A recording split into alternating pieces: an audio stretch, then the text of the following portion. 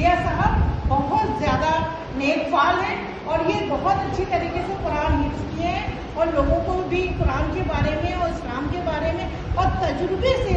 چیزیں بتاتے ہیں. اس میں ہم اپنے ان حضرات سے بھی کہنا چاہیں گے جو ابھی انصر سے بھی آ رہے ہیں، گرلس آتے ہیں اور جو نئے جڑے ہیں ان سے بھی کہنا چاہیں گے کہ اس مسجد میں کچھ نہ کچھ پروگرام، چاہے مہینے میں ایک بار سب کو چائے بھی پیے ساتھ میں، لیکن ایک بار بیٹھ کر کے ہم لوگ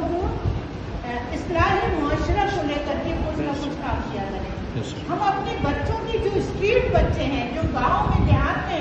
ہم نے پچھلے سال جو آپ لوگوں کی زکوٰۃ کے کچھ پیسے تھے، میں نے ان بچوں کو ایڈمیشن اسکول میں کرائے جو گلیوں میں گھوم رہے تھے، کباڑی والے تھے اور کوڑا بننے والے تھے یا دوسرے کے گھروں میں ان کی مائیں کام کرتی تھی اور باپ شرابی تھا یا ختم ہو گیا تھا کورونا میں، تو ان کو کوئی پڑھانے والا نہیں تھا. وہ ایسے ہی چھوٹے سے مدرسے میں پڑھ رہے تھے جن کا تلفظ بھی نہیں صحیح ہے، تو ان کو ہم نے ایڈمیشن کرایا. یہی زیادہ مہنگے اسکول میں نہیں کرا سکتے تھے لیکن اتنا تو کرایا کہ وہ پڑھ لکھ کر کے سمجھ لیں کہ ہاں ہمیں سائن کہاں کرنا ہے، غلط چاہیے تو سائن نہیں ہم سے کوئی کرا لے رہا ہے.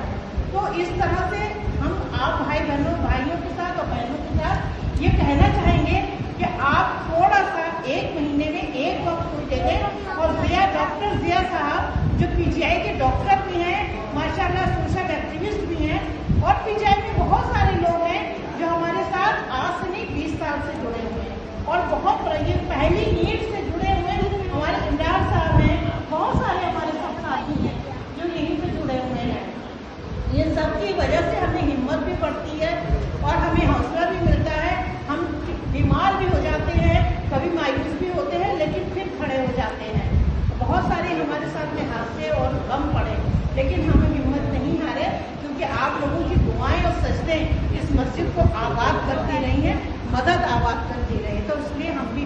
کھڑے رہے ہیں. میں ضیاء صاحب سے کہوں گی کہ آپ ہمارے نوجوانوں کو کچھ سکھائیں اور پھر ہم ریحان صاحب سے کہیں گے کہ وہ ہمارے بھائی بہنوں کو کچھ بتائیں.